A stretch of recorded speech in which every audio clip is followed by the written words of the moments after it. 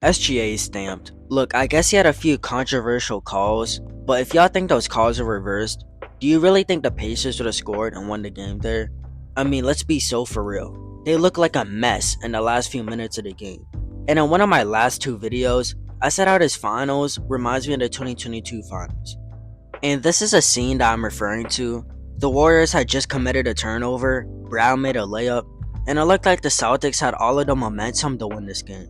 And just like the Pacers did in this game, they just completely fumbled and let Curry just completely demolish them off pick and rolls.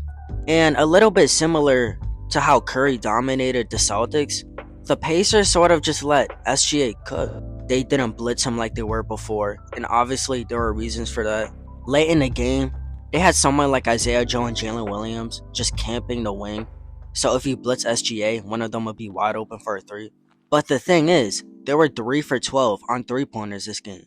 Look, I'm not the biggest fan of leaving people wide open just to stop one person. I mean, you kinda saw Joe Mazzulla do it against the Knicks, where they just doubled Brunson the whole game and left Josh Hart open to shoot threes.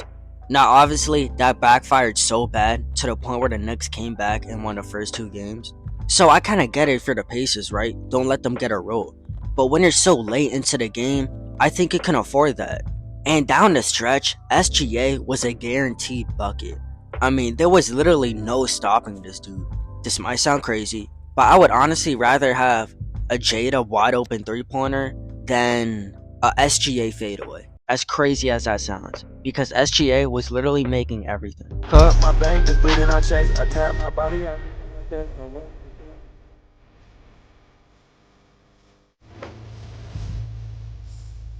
Cara, baguettes on me, got a belly back, got rats on me, got a belly set. I know she wanted for me on this shit. I know she with you. In the Pacers offense, it just looks so lost. And this is the similarities with the Celtics and the Pacers in both game fours. Both are close games, but in Pacific, the Pacers just look like they gave up. Nobody but Tyrese was stepping up to score. And I just want to say how bad Miles Turner has been.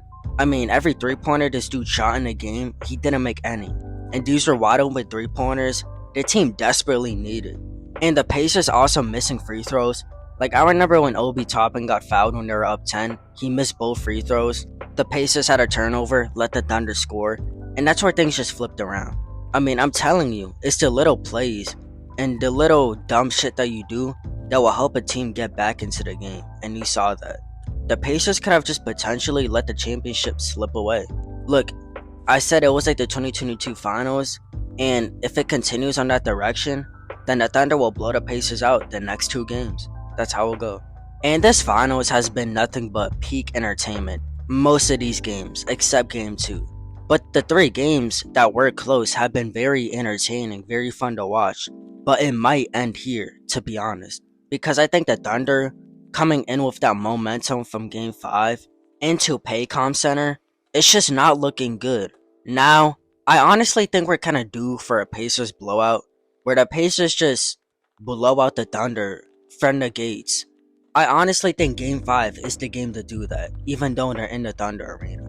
And I just want to make it clear, if the Pacers lose game 5, it's over, man. They're not going to come back from that. The Thunder are extremely good closers. If they need to close out a series, then you'll see everybody have a good performance. And obviously, if you're the Pacers, you kind of just lose the game at that point, because the Thunder have way more star power than you, way more depth, and way more shooting. This is just a type of game that loses you your series, man. And if the Thunder go to win the series in 6, it's because of this game. And I know I said it like 1,000 times, and I'll say it again. This is just heavy 2022 vibes. I mean, it feels like we're in the same universe, man. Same plot, just different teams this time. And as a Pacers fan, this would definitely hurt, because June 18th comes around, and this is the reason why you lost. Oh man, that would suck. Also, Benedict Mathurin missing those 2 free throws didn't help either. I mean, I pretty much just sealed the game. And just what a lazy effort by everybody but Tyrese Halliburton in the game. You also just saw Aaron Nesmith get obliterated by SGA. That kind of hurt to watch. Also, the rest just being biased towards OKC. I mean, as soon as I saw Scott Foster, I instantly started worrying for the Pacers, thinking, damn, this game might be over before it started.